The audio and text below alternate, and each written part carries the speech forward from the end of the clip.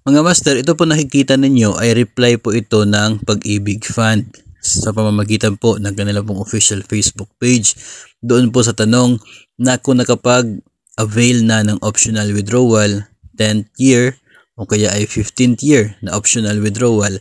ay maaari pa rin bang mag-withdraw after ng 20 years mo, no? So ang sabi po ng Pag-ibig Fund sa kanila pong Facebook, official Facebook po nila ito, no, ang reply po nila ay maaari pa rin, no, pwede pa rin na mag-withdraw ng inyo pong savings sa kanila, maturity claims kung tawagin, kapag umabot ka na ng 240 months of equivalent contribution. So kahit po nag-avail ka noong nag 10 years ka until 2019, o kaya naka-avail ka noong nag 15 years ka simula po 2020, kasi starting 2020 hindi na available yung 10 years na optional withdrawal, 15 years na. So kung naka-avail ka ng kahit saan po doon na optional withdrawal, ay pwede pa rin na makapag-process ng maturity ninyo kapag umabot na ng 240 yung total contribution mo from the start na naging miyembro ka ng Pag-ibig Fund. So may mga instances kasi na natatanggap tayong mensahe na sa kanila raw ay sinasabi ng Pag-ibig Office na hindi na pwede, pero kung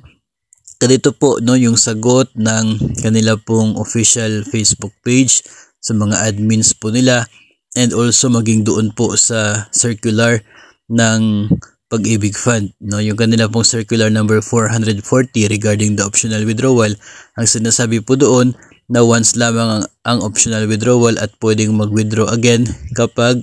nangyari po, no, yung any conditions para sa